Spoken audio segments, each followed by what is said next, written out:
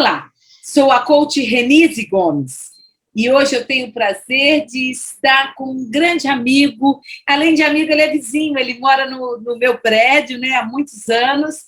E Zé Rodrigues, do Petit Verdot. Depois do Petit Verdot, você ficou mais famoso ainda, né, Zé?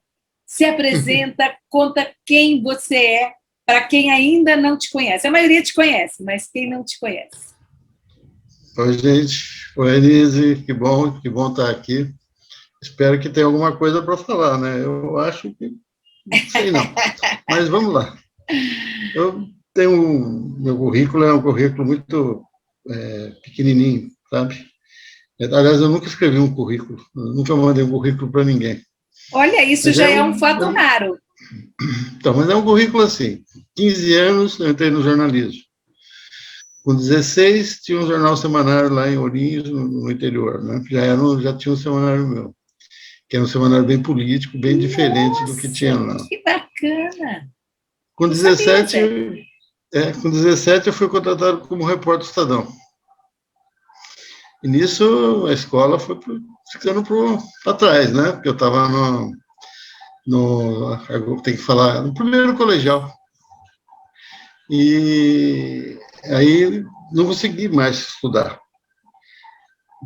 Parece uma contradição, né? O jornalista que não conseguia estudar, mas lia muito, acho que depois eu falo da minha universidade. E aí depois, com 20 anos, eu fui chamado para ser chefe da sucursal de Santos do Estadão, tive que reformular a sucursal e tal.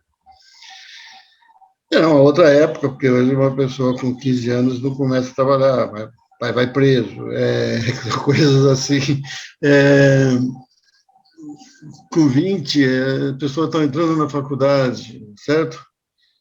E aí, como eu te falei, eu não estudei, não tinha tempo de estudar, porque eu viajava muito no Estadão, até eu já tinha carro, mas não tinha 18 anos para tirar carta.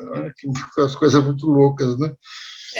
Mas aí fiquei trabalhando no Estadão, há 37 anos, então por isso que não tem muita coisa, né? 37 anos no mesmo emprego. E no final já estava com 51, né, uma boa ideia, eu fui fazer direito. E fiz direito, mas o objetivo não era muito o direito. Primeiro era a justiça, não o direito. O direito é uma alavanca da justiça, mas é uma alavanca que pode ser usada de múltiplos modos e muitas vezes para não se cometer a justiça.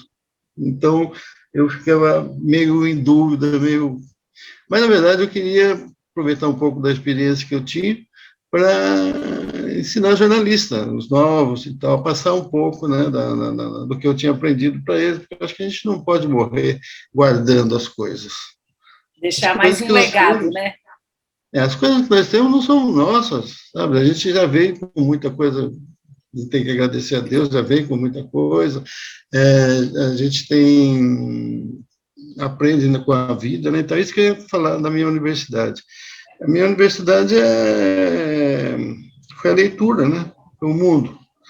Quer dizer, até eu me lembro de um dos livros marcantes da minha vida foi justamente Minhas Universidades do Gorky.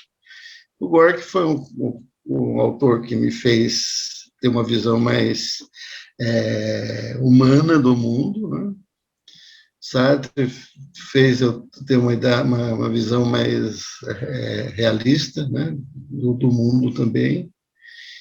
E curioso que com um livro do Sartre, uma peça de teatro, eu nunca me filiei a partido político. Por quê? Porque é justamente uma história chamada As Mãos Sujas, e justamente conta uma história que eu falava assim, não, nós não podemos estar amarrado, preso a uma ideologia, ou preso, amarrado a um partido político, ou uma ideia. O mundo é muito amplo para a gente ficar circunscrito, né? Então, hoje eu continuo, estou já beirando 70, né? 70 com 15, nossa senhora, 55 de jornalismo já. E continuo exercendo a profissão de jornalista. Que bacana. Como tinha um fenômeno de 10 em 10, com 50 eu entrei na faculdade de Direito, com 60 eu abri a Petit Verdot. Então, pera lá, vamos lá. Então, olha só, você disse primeiro que nunca fez um currículo, é interessante, né? Mas porque você não precisou fazer, porque o emprego lhe sobrava, a sua competência veio. Então, olha que bacana, você falou que com 15 anos começou a estudar o jornalismo, e com 16 montou o seu jornal. Olha só, você pensar num jovem de 16 anos, lá em Ourinhos, né? Semanário. De São Paulo, fazendo o seu jornal, né? E com 17 anos entrando no Estadão. E aí trabalhou o quê? 35 anos no Estadão? 37. Só. 37 anos no Estadão. Olha que experiência rica. E aí, para fechar... O interessante no Estadão é que eu era chefe da sucursal. Né? Então, eu era chefe dos repórteres. Mas aí vai vendo a crise, e aí foi diminuindo, aí eu virei a sucursal. Era só você. O único repórter que tinha era eu. E aí é interessante que de pouca... Isso está havendo uma especialização, né? Jornalista de economia, jornalista de esporte, jornalista da política, e como único aqui, eu tinha que fazer tudo, né? Então, eu era generalista de mão cheia, né? E acho que deu bem entendia todas as áreas, né? Com certeza. Um jornalista de mão cheia, muito humilde, né? Tudo que você está colocando. Mão cheia, cabeça vazia. E o que você falou, a leitura foi a sua grande universidade, né? Mas aí depois você fez o direito... Leitura é a própria vida, né? A experiência de vida, o que eu via na vida, né? Isso. Tudo isso contribuiu. E aí você fez o direito, fez com a nossa amiga comum, a Maristela Lou, né? Exatamente. E aí vai adquirindo mais experiência. Bom, aí depois, quando você saiu do Estadão, aí conta a história do Petit Verdot. De onde veio o nome, como que tudo começou? Fala um pouco. Então, a minha filha mais nova fez gastronomia. A gente queria montar um café para ela. Aí eu falei, vou montar um café mais incrementado, né? Que a gente, no final da tarde, podia beber um vinho. E aí começamos a procurar, começamos a tentar fazer e tal. E um dia achamos a casa, que era a casa da Petit Verdot. Então, eu sempre falo que a Petit Verdot parece que ela veio do céu. Parece que as coisas foram encaixando. Nós estamos procurando a casa, achamos uma casa perfeita. Aquele quintal que a gente tinha na Petit Verdot, aquilo é uma casa perfeita. Era Petit Verdot. E o nome já tinha, né? E Petit Verdot é uma uva francesa, cujo Verdot não tem tradução, mas é uma corruptela, que é Verre d'eau. Então, é pequeno copo d'água, seria a tradução literal. Mas Verdot é uma uva chatinha e tal. Mas, então, e a Petit Verdot foi se formando, quer dizer, do plano original do café, a gente fez umas coisas assim, fizemos o café da Isabela Raposeiras, bastante, maior barista do Brasil, fez um café específico para nós, que nós ajudamos a fazer, entendeu? Então, eu calculava, era um dos melhores cafés da cidade. Só que ela foi tomando forma mais de vinho do que de café. Parece que tinha uma necessidade das pessoas conhecer vinho. Café todo mundo conhecia. E aí foi mudando até o formato. A gente queria fechar 8 horas da noite. Não, mas aí começou, 8 horas da noite, começou a pegar, o pessoal começou a chegar. Então, a gente foi... Então, como eu te falei, foi sendo montada, vamos dizer, a nossa revelia até. E deu certo, eu achei que foi uma ideia boa, uma casa diferente, né? Principalmente no momento em que beber vinho era uma coisa constrangedora. Por que era constrangedor? Existiam os entendidos de vinho e que você não podia dar bola fora. Sabe? Não é que não é uma cerveja que você sente e bebe, tá quente, ou tá gelada, ou tá ruim, nada. O vinho tem ainda, né? Eu não adoto esse ritual. Mas tem um ritual para o vinho, né? Se você entrar numa loja de vinho, já era um negócio meio assim, você olhava, não conhecia, aí vinha alguém te oferecer um vinho, já te oferecia o mais caro. Você não podia comprar.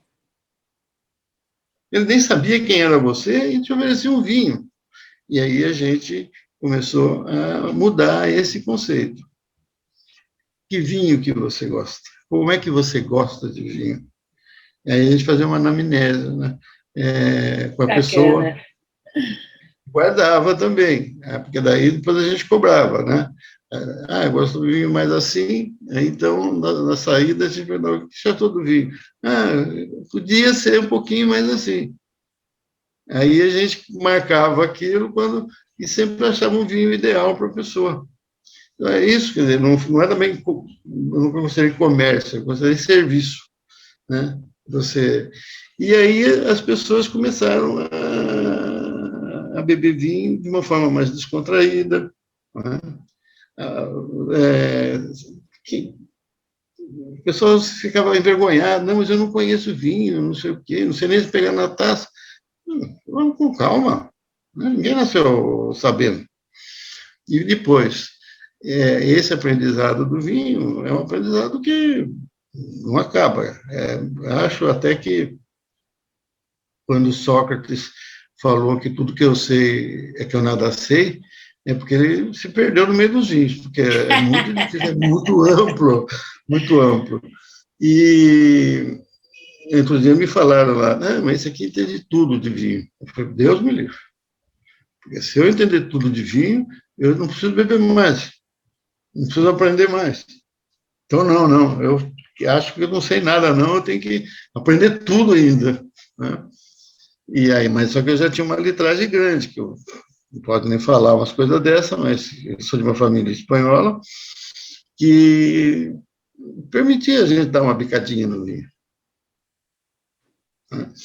E eu me lembro de uma coisa interessante, de uma época de Amora, nós fomos, nossa senhora, que amoreira, nós tínhamos na beira da estrada lá em Ourinhos, nós fomos pegar lá, a molecada foi ir a pé, dava, nossa, que loucura.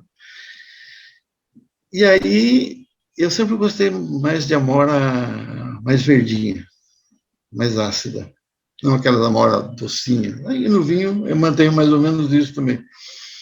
Mas eu me lembro de eu peguei botei as amoras num copo, peguei um pilão e fiz meu vinho. De Amora.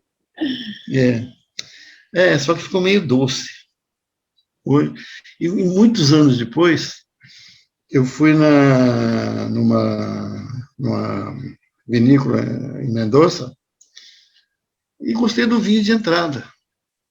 Vou dar uma degustação e tal, e eu gostei mais, até quando eu pedi o vinho de entrada de novo, que era para ver se era bom mesmo. Por quê? Porque você vai bebendo o vinho, um vai sendo melhor que o outro. Então a gente tem que fazer uma escadinha. O pessoal pensa o contrário, a gente vai bebendo e vai perdendo o paladar. Não perde, no vinho não perde. Então, ele disse, bom, mas aí eu fiquei com aquele gosto na boca que não sabia o que era.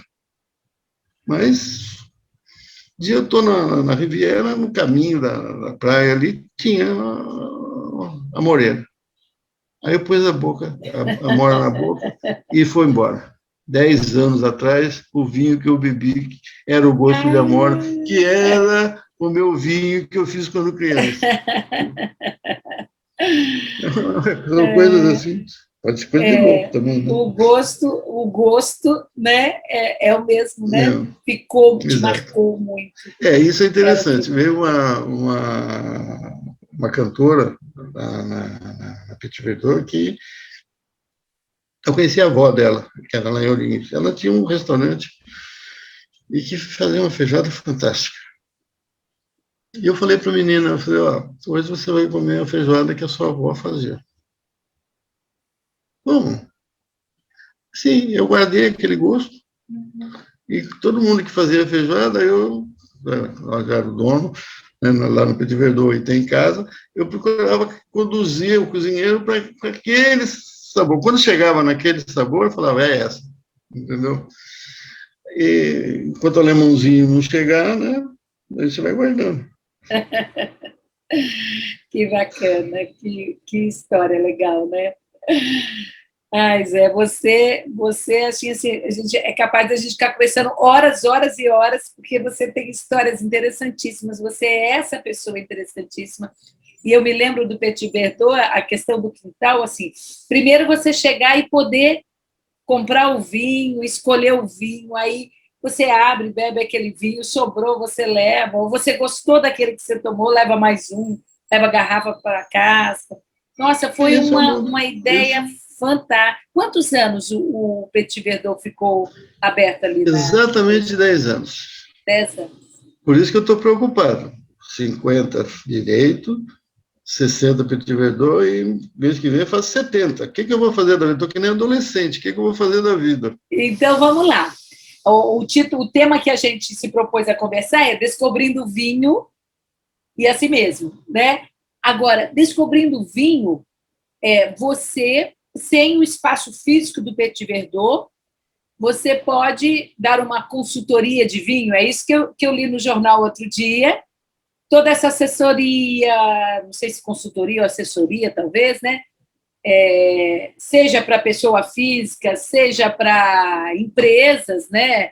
Jovens que abrem restaurantes, bares e não sabem, e eu mesmo as pessoas. As pessoas que frequentavam o Petit Verdot, elas devem sentir uma falta imensa de você, né?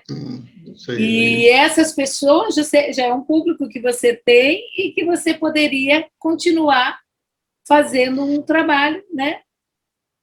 Nesse sentido, Então, acompanhando, falando sobre vinho, orientando. Então, a gente está formatando a coisa. E o Petit Ah, Verdot é uma ideia, né? Então, por exemplo, todo mundo fala, não, tem que ser virtual, papapá, tá bom. Mas nós não queremos nunca que o nosso cliente, que nós nunca chamamos de cliente, é amigo cliente, converse com o robô. Eu sim, quero que ele converse comigo. E sim. uma coisa muito comum, né, que eu conheço as pessoas, né, ele fala assim, eu queria 6 garrafas de vinho. E aí eu pergunto, branco, tinto ou rosé? Aí ele fala, aí eu pergunto quanto mais ou menos ele quer gastar, e escolho os vinhos para ele, certo? Agora, a gente desenvolveu um conhecimento do gosto das pessoas, embora Sim. possa parecer ilimitado, né, a quantidade de gosto que as pessoas têm, mas a tendência, né, por exemplo. Então, há um erro de falar que o brasileiro gosta de vinho docinho. Muita gente, importador, manda produzir vinho docinho para trazer para o brasileiro que gosta de vinho docinho, mas não é. O brasileiro não gosta de vinho adstringente, aquele vinho que pega na garganta. Então, os vinhos de Portugal, por exemplo, do Dão, o brasileiro começou a achar que não era legal e aí não ia para o Alentejano, que já era o vinho redondo, que o brasileiro vai gostar. Então, você tem que vencer esses preconceitos, né? Então, a gente vai conhecendo as pessoas, e eu já fiz um vinho, eu tenho uma marca de vinho que chama Dúbio. Dúbio porque eu quero que sempre tenha uma dúvida, entendeu? Que legal. Certeza não existe na vida, né? Sim. Certeza de hoje, amanhã dá uma vacilada, temos outra certeza, né? E até nas grandes descobertas, elas passaram por mutações, né? Então, eu creio que a gente vai trabalhar virtualmente, mas da forma pessoal ainda. Uhum. Vai ligar a pessoa vai ligar e falar, Zé, o que eu compro? Ok. Entendeu? Aí eu vou perguntar, pô, mas o que você está aqui a fim de beber? Ah, esse calorão, quer um rosé? Ah, mas eu não gosto de rosé. Mas então experimenta esse. Aí a gente vai fazendo, entendeu? Sim. E então provavelmente eu vou fazer vinho, Sim. como uma forma até de agradar esse público. Vou fazer a marca Dúbio, já estamos com um projeto de fazer no Uruguai, né? E também uma coisa que as pessoas sempre quiseram é que eu desse curso de vinho. E eu acho que é muita presunção eu dar um curso de vinho, sabe? Eu gosto mesmo de sentar, beber um vinho. E, às vezes, o vinho merece um palavrão para definir. Um palavrão define muito mais do que você ficar, sabe? E é uma forma, né? E aí, nesse caso, a gente... Eu concebi hoje, até foi em primeiríssima mão. Eu vou criar um curso de vinho. Por exemplo, já selecionei um vinho barato, simples. Por quê? Porque eu quero que a pessoa conheça a fruta, não conheça a madeira. Então, é um vinho sem madeira, que cabe no bolso qualquer um, e que o curso vai ser o seguinte: você vai responder. O que é a uva Merlot? Qual a diferença dela para a uva Cabernet? Você vai beber o vinho e você vai falar. Você vai escrever lá, olha, achei isso aqui meio docinho, isso aqui pegou muito e tal. Entendeu? Não vai Sim, ser tudo num dia só. Então você vai ter sim. você vai comprar, sei lá, 4 garrafas de vinho e vai conhecer 4 uvas diferentes.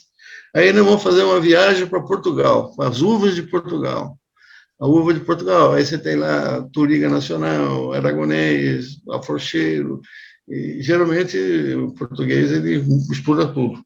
E agora está saindo alguns vinhos que a gente chama de varietais, que é uma uva só. Então, então você vai fazer essas viagens, você vai estabelecer, às vezes, a diferença de um vinho do Alentejo para o Douro, mas você que vai falar. Você pode perguntar para mim, mas eu não vou falar. E você vai sentir de uma forma diferente. Nós fizemos uma degustação uma vez na Petit Verdot e chamou um vinho para chamar de seu. Então nós abrimos um Malbec simples e abrimos um Cabernet. Acho que cada um falou do vinho. Eu falei, e aí, o que vamos... E se a gente misturar, o que acontece? Aí, mas pode misturar? Não, o vinho é teu. Claro que pode. Aí servimos, né? Um botou mais um, outro mais o outro, aí bebeu, aí deu uma consertadinha aqui e começou a fazer um blend de vinho. E aí, como tinha bastante gente e tal, eu falei, agora vamos fazer uma experiência. Vocês vão conhecer a uva Petit Verdot e vão adicionar Petit Verdot nesse blend que vocês fizeram. Por quê? Porque Petit Verdot é uma uva francesa que nós usamos um pouquinho só para consertar o vinho. Ela é uma uva muito possante, muito tânica. Então, o vinho está lá sem graça, eles põem Petit Verdot. Está sem cor, põe Petit Verdot. Está sem aroma, põe Petit Verdot. Então, Petit Verdot é uma solução. Que legal. E tem o varietal de Petit Verdot, só com a uva Petit Verdot, que é um produto recente, né? Tudo na minha vida faz muito tempo. Mas quando eu abri o Petit Verdot, tinha muito poucos varietais. Hoje já tem vários vinhos que é só com a uva Petit Verdot. E ela é uma prima do Taná, que são as duas uvas mais tânicas que tem. Né? O pessoal fica bravo, mas eu brinco muito com o Taná, que eu acho que eu falo que o Petit Verdot, o Taná que deu certo. Porque, então, mas agora eu já bebo Taná, então eu não posso ficar falando mal mais da uva, né? E tem muita gente que gosta, tem muita gente. Até eu vou fazer um Tanázinho. Mas não muito Taná, vou fazer um Taná diferente. O dúbio. Né? Sim, vai pôr do seu jeitinho. É. Né? Vamos ver, né, o que vai dar. Que legal, que legal. Então, a grande surpresa, se eu não sabia, é que o Dúbio vem aí. O dúbio veio. E é do seu jeitinho. Agora, tem uma coisa que você me permite, o tema é o vinho, né, e se conhecer.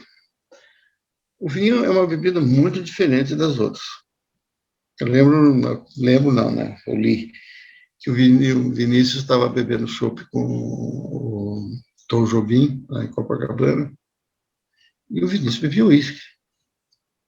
Aí essa foi a única vez que o Vinícius foi pragmático na vida. Ele falou, Tomzinho querido, quantos desse você bebe para ter um desse? Já falou do teor alcoólico, não é? Então, acho que tem bebida para tudo. Bebida para você sair do sério, sair da linha. Você bebe um uísque ou uma bebida destilada com 40 e poucos por cento de álcool. E você bebe uma cerveja com 5% de álcool. Então tem uma diferença muito grande. O Vidinho estava certo. Bebe 10 cervejas, uma dose de uísque. Não é? Sim. E o vinho se coloca, assim, grosso modo, né? Você vê que cerveja está ligada a futebol, alegria, carnaval, não é? Sim. O uísque está ligado a porre mesmo, das bebidas destiladas está ligado a porre mesmo. Tem gente que não, tem gente que resiste galerdamente a uma garrafa de uísque, né? Eu conheço gente até. Mas são poucos. Imagina você beber 1 litro de uísque, 43% que você bebeu é álcool. Você bebe 1 litro de cerveja, 5% do que você bebeu é álcool. Né? E o vinho varia lá de 12 a 14, 14,5. Tem os outros de 10, 10,5. Só que a função, vamos dizer, que o vinho tem. Então, o pessoal fala que em cerveja, alegras, em vinho, veritas. Por quê? Porque o vinho conduz à reflexão. O vinho não é uma bebida para você se tornar um alcoólatra. No Brasil nem dá porque é muito caro. Mas aí nós vamos ver na França, nós vamos ver na Argentina, a maior parte dos bebuns, os alcoólatras, são com vinho mesmo.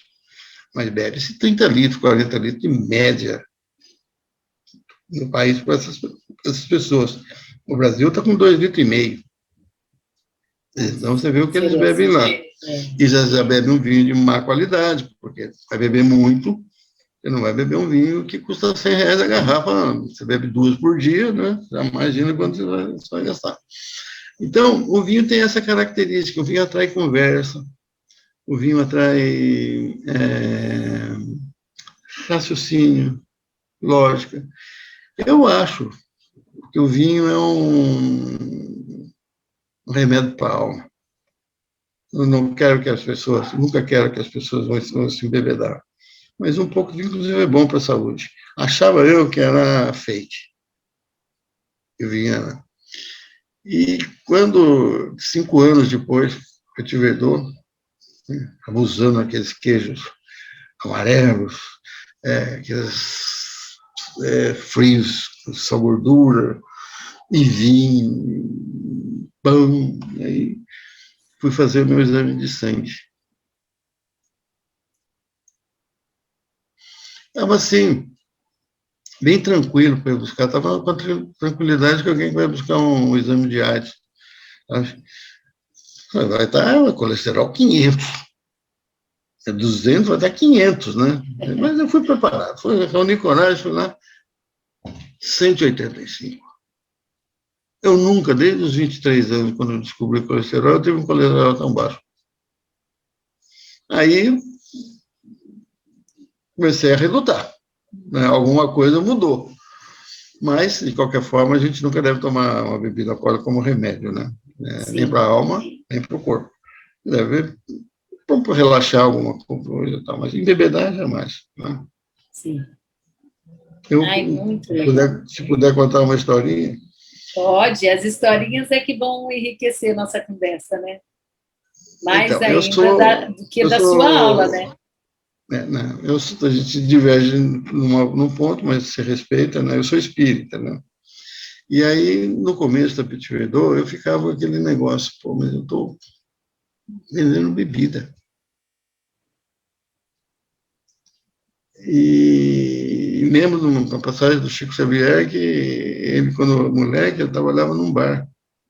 E ele não se conformava de ele servir a bebida, as pessoas embebedar, e ele levar as pessoas para casa, escorando os bêbados para casa. Então ele não se conformava.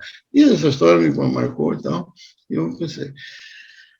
Aí fiquei um tempo focado com isso, até que veio não sei de onde, veio uma luz. Que me falaram assim, Zé, Veja como as pessoas entram aqui e como as pessoas saem daqui. Ninguém vai sair carregado, né, Zé? Aí então eu fiquei mais aliviado, porque eu me lembro de uma menina nova que estava começando no vinho, tomou um porre lá. Aí, na outra vez, ela chegou assim, vamos sentar aqui. Como se estivesse conversando com o filho, e foi falando, olha, você, aquele dia você estava bebendo como se fosse morrer, porque você tinha que beber tudo hoje, naquele dia. Vinho, por exemplo, e eu faço isso com toda bebida, eu bebo de muito de golinho, nunca de golão. O golão dá fogo, entendeu? E aí eu conversei sobre isso com ela. Vai bebendo devagar, toma uma água. A água ajuda a. Vamos falar de matemática, embora eu seja péssimo nisso. Você bebeu 1 litro de vinho e 1 litro de água, a dispersão desse álcool vai ser muito melhor. Se você beber só 1 litro de vinho, imagina o que vai provocar no seu Sim. organismo, certo? Então, eu acho que são essas coisas, né? Uma coisa que eu via lá com muita frequência, até eu já orientava os garçons a ficar atento. Quando você bebe uma bebida leve, um espumante muito gostosinho, quando você bebe um vinho mais levinho e tal, geralmente branco, rosé ou espumante, você costuma beber mais rápido e mais. Aí Você é bebe que é um vinho perigoso. pesado, você já bebe menos. Uma coisa de comida, né? Você comer um peixe, vai comer mais peixe do que uma carne, porque peixe é muito mais leve que a carne, não é isso? Sim, Então, e aí eu sempre recomendava aos garçons, fica atento quando levantar. sim, Levantava assim, dava uma entortada, e aí era coisa séria, sim, entendeu? Então, sim. são coisas que É a um gente vai cuidado aprendendo. que só você tem, né, com essa Não, coisa, né? mas é uma coisa que a gente aprendia. Você via o Exatamente, de pessoal você lá conversar bebendo com a mais porque estava jovem. calor e não sei o quê. Ah, Aí, de repente, amarrava um fogo lá, sem querer.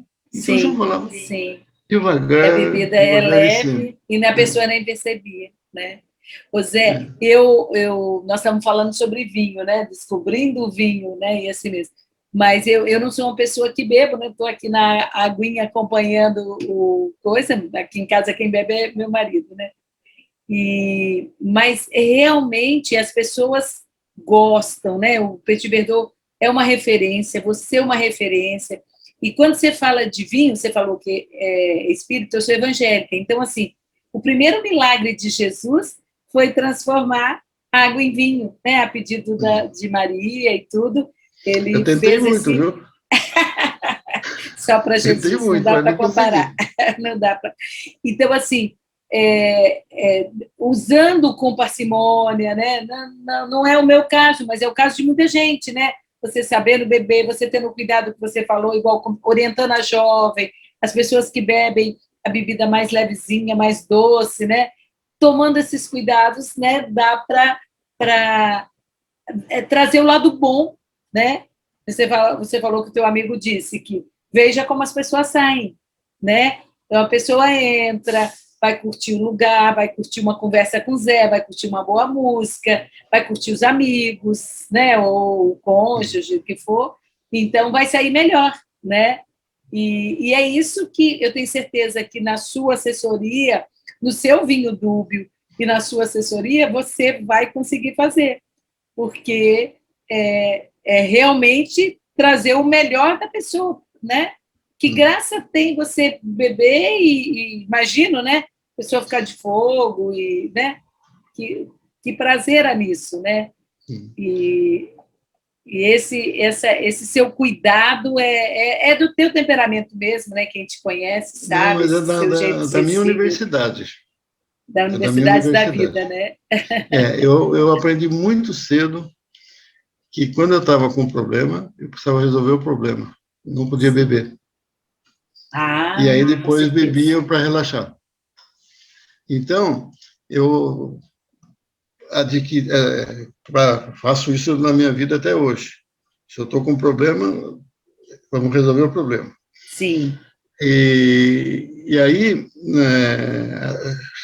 a conclusão é que se você bebe para espancar o problema, para você esconder o problema, para você aliviar do problema, você não resolve o problema, você ganha outro. Exatamente. Você tinha um, passou a ter dois.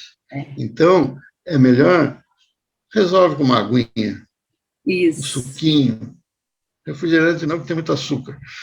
Mas resolve com... E aí depois, se fizer tomar uma garrafa de vinho, tomar uma cervejinha, aí está tudo bem. Mas enquanto está com o problema, não beba. Porque de um você passa a ter dois. Sim, sim, muito bom, porque isso não vai resolver absolutamente nada, só vai complicar, né? Eu estou fazendo, Zé, eu não falei para você, eu estou fazendo um curso de neurociência na PUC do Rio Grande do Sul, e teve uma parte especificamente sobre... eles trouxeram... tem sobre o sono, tem sobre vício na parte de jogos e tal, e tem uma parte que traz sobre a bebida, sobre as drogas, um pouco de cada coisa. Então, o cérebro é realmente, né, fantástico, e a gente não conhece e não sabe. E o que eles trazem é o seguinte, a pessoa, né, isso ou é pelo excesso do uso, ou genético mesmo. A pessoa começa a tomar e aquilo, e ela logo vicia e fica dependente, e aí não é uma coisa saudável, né? Não, é muito triste. Eu conheci triste. muitos alcoólatras também. A minha universidade é terrível. Né? Mostrava assim, você vai querer ser isso? Né?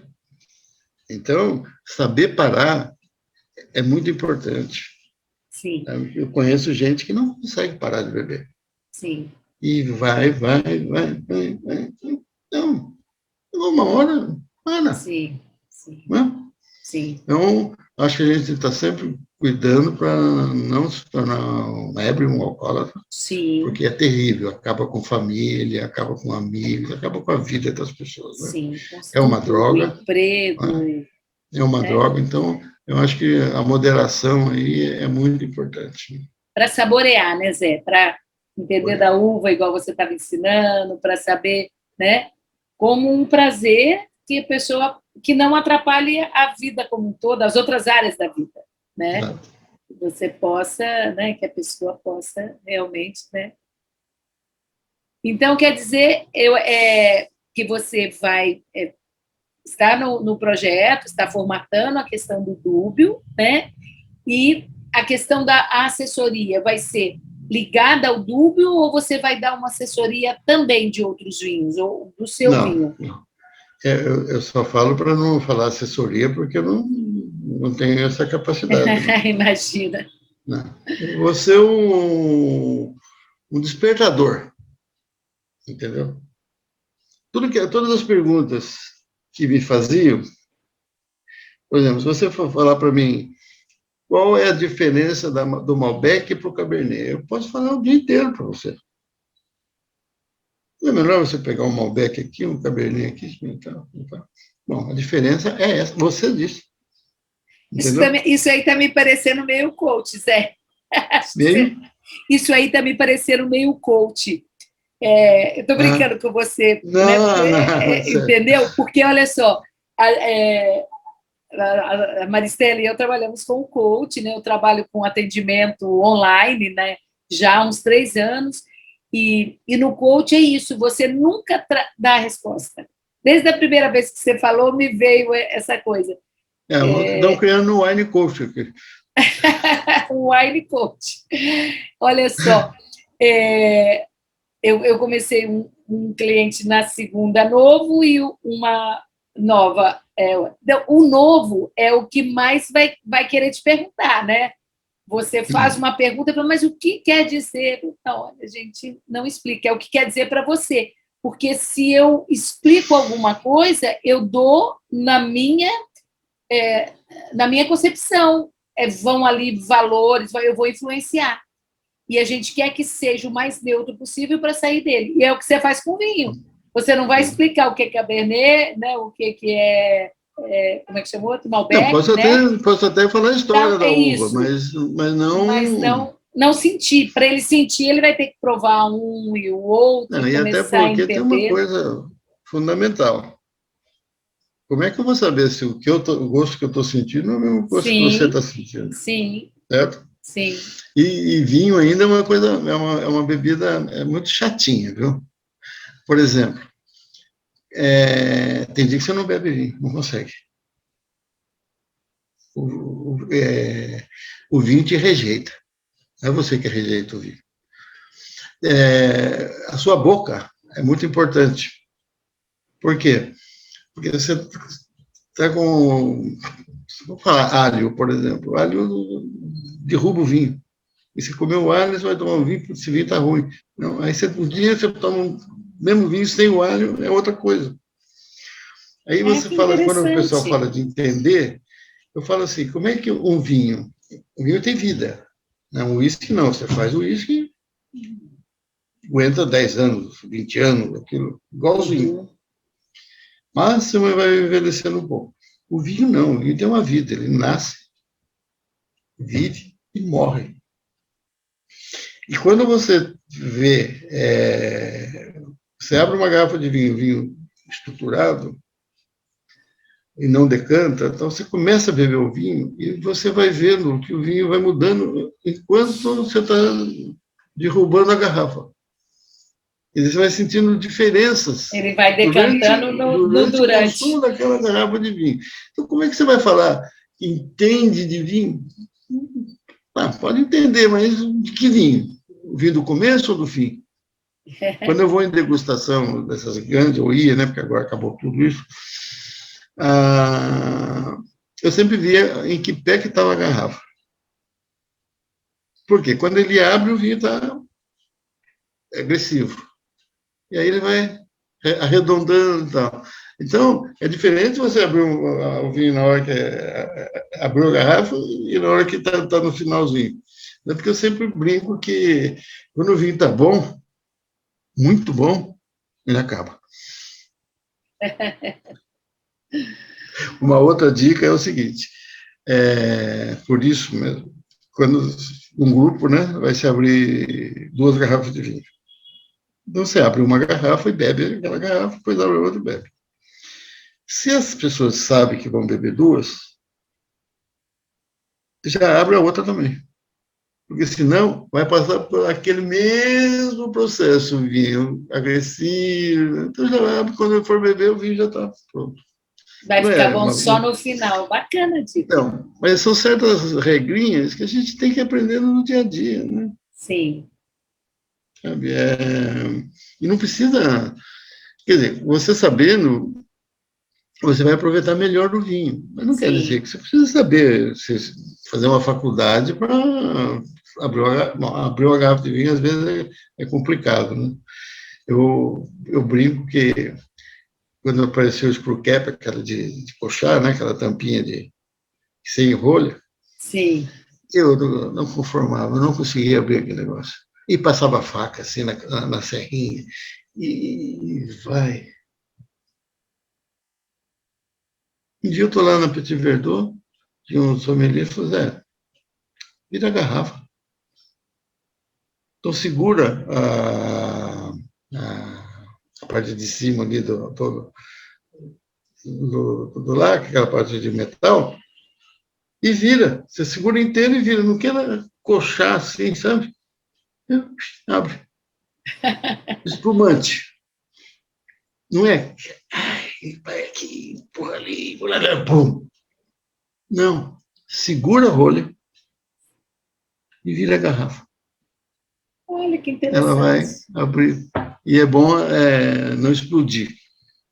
É, porque é bonito, é gostoso, parece que é a festa, faz parte Sim, do champanhe, comemoração, né? do espumante, mas perde muito gás, muito sabor. Uhum. Tem melhor falar, e beber escondidinho.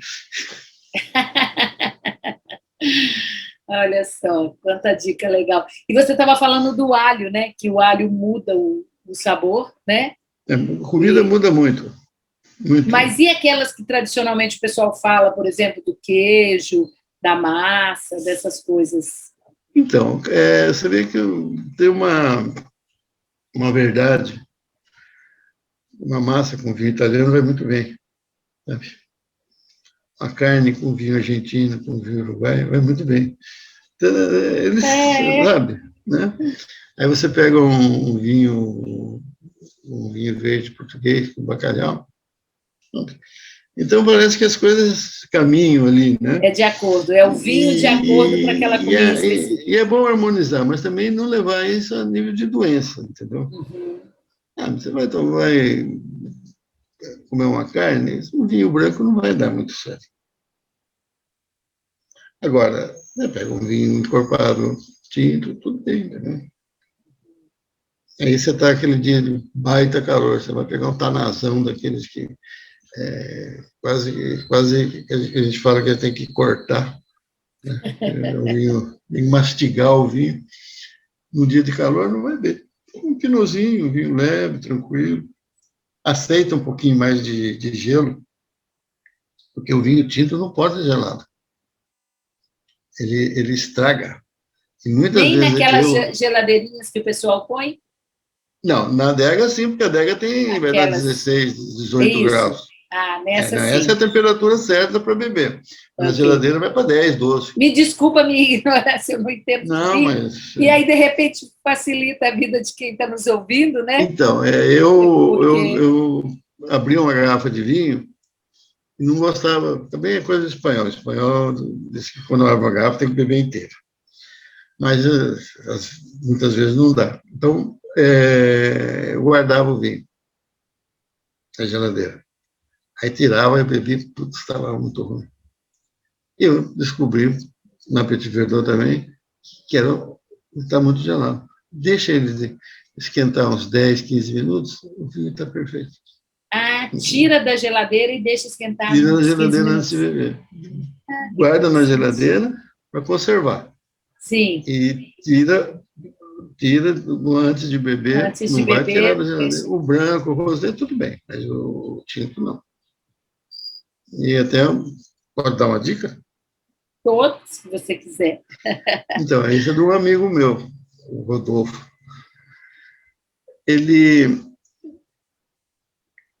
A gente abre o vinho normal, e bebe, conversa, aí a pessoa vai embora, aí está com sono, e larga o vinho lá, e outro dia põe a rolha e põe na geladeira. E eu conheci um cara que ele abria o vinho, pegava uma garrafinha de meio, que ele tinha vazia lá, guardava metade, fechava e põe na geladeira. Aí eu fui vendo por que ele fazia aquilo. É o que eu te falei, o vinho ele vai evoluindo, ele vai abrindo, ele vai mudando. Então, você vai deixar o vinho guardado, um tantinho assim de vinho na garrafona, sem cuidado, ele vai deteriorar, ele vai abrir mais, entendeu? Então, ele guarda o vinho, vamos dizer, virgem, do jeito que saiu da garrafa. Se deu vontade, ele bebe aquele também. Se não deu vontade, ele deixa a geladeira e bebe outro dia. Entendi. Olha que coisa. Mas aí, quando tirar da geladeira, deixa esquentar, porque senão não consegue beber. Interessante, O que dica legal, vinho, né? Que deixa o vinho escuro, tinto, ele amarga, né, com gelo. Interessante, né? Sim. Olha, muito interessante. Não sabia nada disso. Agora, você vê que tudo que eu estou falando para você é coisa de sentar e beber um vinho, nada de botar um altar lá e ajoelhar. O pessoal também exagera, né? Não, tem gente que fala que esse tem que beber de joelho. Nós sempre somos os donos do vinho. Nós somos o dono do vinho. Não é o vinho que é o dono da gente. Sim. Como em tudo, né? Na vida, né? É aqui que eu mando, né? Senão, não tem sentido, né? Ai, muito legal, Zé. Muito bom. Gostando demais. E assim, a gente vai responder depois, você que tem dúvida, A gente vai responder no chat, vai deixando suas perguntas, vai deixando seus comentários, né? Depois, quiser falar com o Zé, quando tiver a novidade do Dúbio, a gente vai conversar de novo, aí vamos num outro, né? Já lançando o produto novo e tudo, mas aquilo que você quiser nesse momento, vai perguntando, né? Para o Zé, essa parte eu não posso responder, mas com um prazer imenso de ter o Zé aqui nesse bate-papo. E, Zé, eu vou falar um pouquinho a gente pôs o título do Descobrindo o Vinho e a Si Mesmo. Mas eu não imaginei, quando eu pus, foi o meu marido que ainda falou assim, bate um papo com o Zé, né, tão bacana, descobri o vinho. Aí, quando ele falou descobrir o vinho, aí eu completei, descobri assim, né? E eu não imaginava que muitas falas suas, né? Porque, veja, você falou de Sócrates, você falou de Sartre, você, né, foi citando várias coisas, e o quanto que você mesmo, Zé, até na questão de passar a explicação sobre o vinho, você tem essa postura do ouvir, né? E para você se conhecer, né, que é aquela busca que você não chega, né? Conhece-se a si mesmo e nunca vai chegar, mas quanto mais você se conhece, melhor você vai viver, né? Então, assim, nessa parte do si mesmo, eu pus para arrematar com a minha profissão, né? Eu trabalho há 5 anos, sou psicóloga e trabalho com o coach há 5 anos. E aí, é esse mergulho em se descobrir, que isso é que vai fazer a diferença na sua vida. Para você tomar o vinho, com todas essas dicas do Zé, saber, com certeza você vai saborear muito mais o vinho. E se a sua vida, você também conseguir descobrir-se, mergulhar, se permitir, né? Ontem eu fiz uma avaliação comportamental que chama DISC, muito legal. Eu faço com as pessoas que estão começando, né? E a pessoa começa a ver, né? Ela vai responder, gente, mas o que está escrito ali sou eu. A moça fala, ali sou eu. E algumas coisas a pessoa não percebe sozinha, porque a gente tem um inconsciente muito grande, né, Zé? Exato. Você convive bem com isso, sabe bem disso. Quer dizer que existe uma correlação entre as coisas, né? Sim. Porque tudo faz parte da vida. Sim. Tudo faz parte das pessoas, não é? E o processo de descoberta, né, é o processo que nos alavanca. Sim. Porque aí vou voltar ao alcoolismo. É uma fuga. Com certeza, absoluta. E se você está procurando uma verdade sua, então eu acho que a psicologia então, são vários caminhos que Deus coloca na nossa vida para a gente se descobrir, né?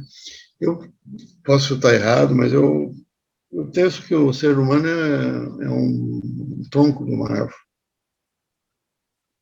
e que ele vai nascendo galhos, que são as esquinas da vida, o momento de ele tomar uma decisão. Se ele toma uma decisão para esse lado, o galho vai florescer. Aí, se ele toma uma decisão errada, aquele galho vai, do outro lado, vai enfraquecer. Então, eu acho que a árvore é a vida, né? Sim. Mas a base é o tronco. E aí nós vamos ver o que o tronco, nós vamos deixar no nosso tronco. O que nós temos que podar nessa árvore, não é? E o que nós temos que alimentar nessa árvore. Você falou 2 coisas aí que concordo totalmente. Uma, você falou da questão da escolha. E, coincidentemente, o meu jargão, Zé, que eu uso desde o início, no primeiro ano, era poder de escolha para uma plenitude de vida. Porque você disse, o tempo todo eu escolho, né? A gente resolveu bater um papo, fazer uma conversa. Não foi uma escolha. A gente podia ter falado, não vamos fazer. O dia, todo momento, a gente vai escolhendo pequenas coisas, grandes coisas, o tempo todo, né? E essas escolhas vão levando o caminho. Não adianta reclamar da vida, minha vida está assim. Não, fui eu que escolhi. E quando eu escolho realmente aquilo que você falou, até o termo desperta, né? Desperta, e você desperta esse potencial que está aí dentro, inconsciente, mas que é seu, que você coloca isso para fora, né? Você vai ter a plenitude da vida. E aí você trouxe o exemplo da árvore, e aí eu já pulo para a psicologia positiva, porque o coach veio, né? Ele tem a base na psicologia positiva. E a gente usa muito o desenho de uma árvore, e essa árvore ela pode murchar, que é aquela pessoa que perdeu o encanto da vida, aquela pessoa que é mal-humorada, só reclama, vai ficando, né? Ou ela pode florescer. E aí, esse florescimento, isso tudo vai depender de você, dessa seiva que vem dentro aí dessa árvore, do que você está fazendo com a sua vida, né? Você está vai o mês que vem fazer 70 anos, eu tenho 61. Então, o que a gente fez da nossa vida, o quanto que a gente floresceu, o que a gente quer fazer a mais, né? Essa questão dos legados para deixar tudo aquilo que a gente, né, que nos importa e tal. Então, à medida que você fala, que eu não quis cortar alguma, mas você ia falando como as coisas, exatamente porque você falou, o vinho é vida, né? E a gente, por trás disso tudo, a gente está falando das descobertas da vida, né? Muito legal. O que mais, O que você queria falar que eu não te perguntei? Não, primeiro eu preciso fazer uma pausa e até um testemunho, que eu também bebo água. Opa, muito bem. Mas é isso, Renise, acho que são muitos os caminhos que se entrelaçam. Sim. E que eu acho que se Deus está permitindo que nós tenhamos essa assessoria, esse apoio, entendeu? Por quê? Porque o ser humano está precisando disso. Sim. Né? Sim. E nós estamos vivendo uma quadra muito delicada na humanidade, né? Lamento de falar. Outro dia eu estava até pensando, quando a gente era jovem, criança, a gente ouvia uma frase que é: mulher não se bate nem com uma rosa. Aí foi se afrouxando as condutas, ou então as amarras que nós tínhamos. Então, quando você tem um código que te proíbe de fazer determinadas coisas, te condena e te impõe pena por determinadas coisas, ou direitos humanos. Os direitos humanos nunca foi uma questão de esquerda nem de direita, é uma questão humana. Sim. Certo? O ditador de esquerda e o ditador de direita, o crime contra a humanidade é igual e tem que ser condenado igualmente. Independente de posição política de partido de nada. Afrouxou-se a ideia dos direitos humanos. Na sequência, afrouxou-se a ideia do politicamente correto. E o que é o politicamente correto, na minha opinião? Era uma série de coisas que você tinha uma conduta para você obedecer, porque você não obedecendo aquela conduta, você seria execrado. Você ser racista, você combater o homossexualismo, você combater as mulheres combater o homem, entendeu? Quer dizer, então era um modo de uma algema que se colocava na gente.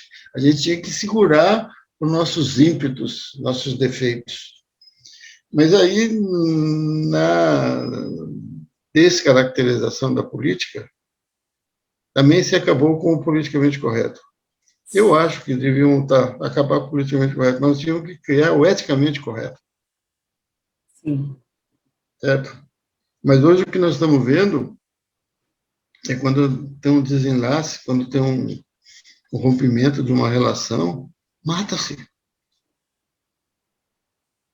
O que é isso? Nós estamos vendo homossexuais sendo linchados na rua. O que é isso? E esse processo de linchamento de rua começou, se você se recordar, com os moradores de rua. Sim. Eu me lembro que estava em Portugal, triste, eu fiquei morrendo de vergonha porque estava num ônibus em português e tal, comitiva, e aí deram a notícia que tinham matado um índio em Brasília. Eu me lembro, fizeram fogo, Então, né? quase que está embaixo do banco. Como é que pode um negócio desse? Então, esse despertar dessa violência, sabe, não é uma coisa lógica. Sim. Sabe? E mesmo porque, quando você fala, eu não suporto a política, você está criando a omissão. E você está tendo responsabilidade no que acontece também. Sim. Ninguém é, na política, neutro, porque o neutro tem um peso.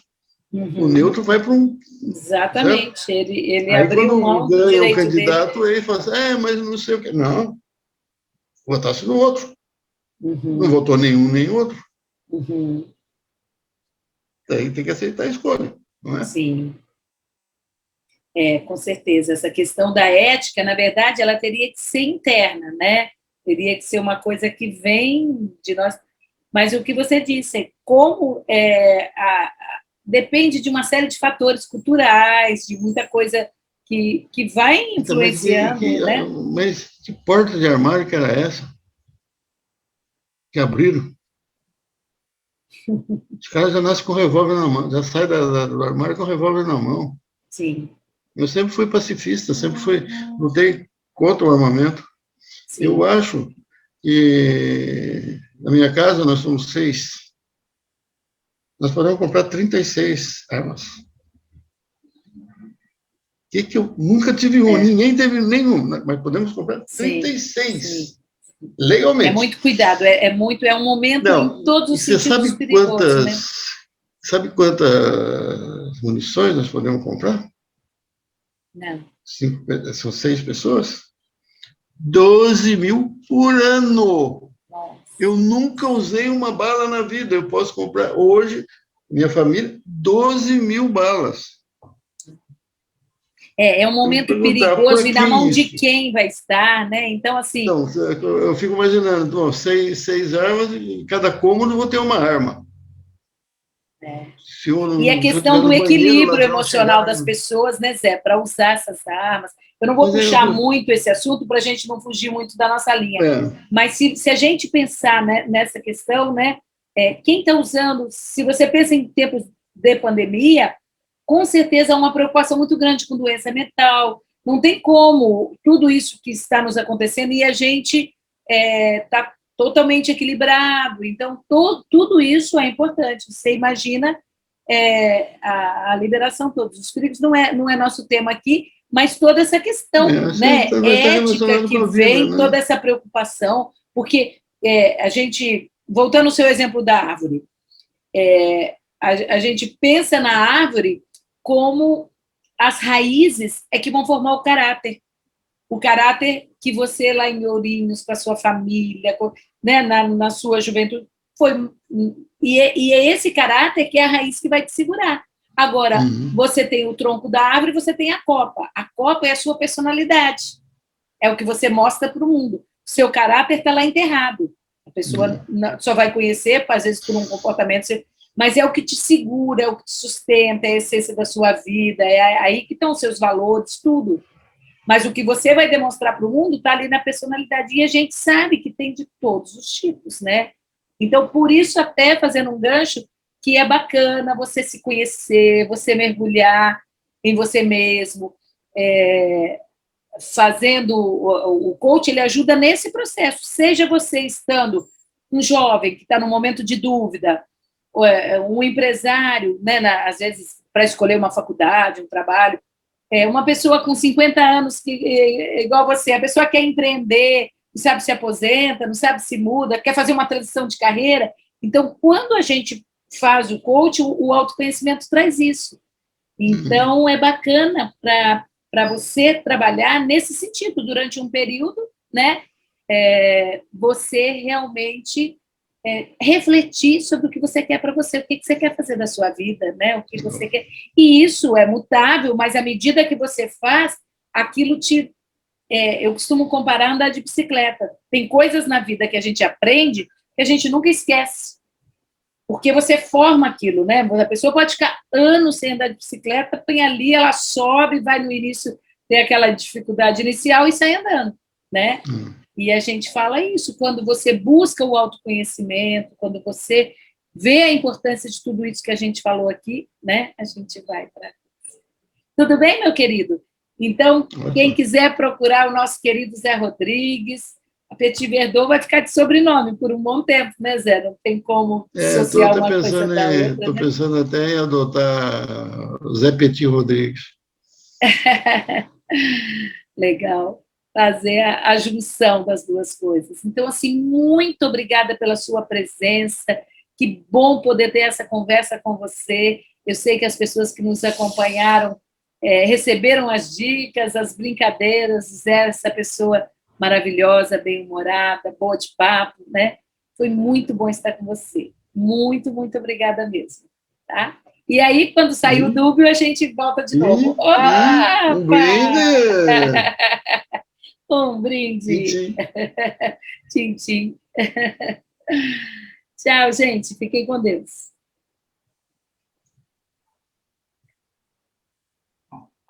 tchau, tchau. Obrigado, Luiz. Tchau, querido.